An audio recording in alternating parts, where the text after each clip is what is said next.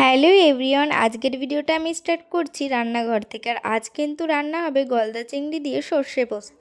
তো আমি কিন্তু তার জন্য দেখো সব কিছু রেডি করে রেখেছি। আর ভেজেছিলাম ভেন্ডি।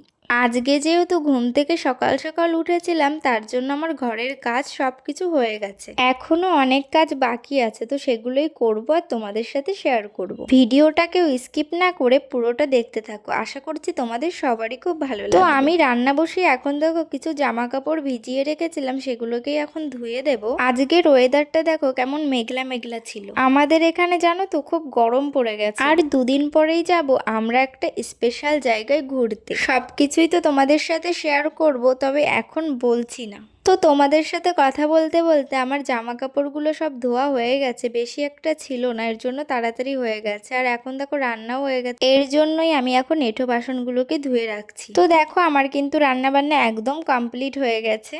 আর তারপর কিন্তু আমার স্নান করাও হয়ে গেছিলো। আর এদিকে আমার একটা পার্সেল চলে এসেছে, তো চলো তোমাদেরকে দেখাই কি আসলো।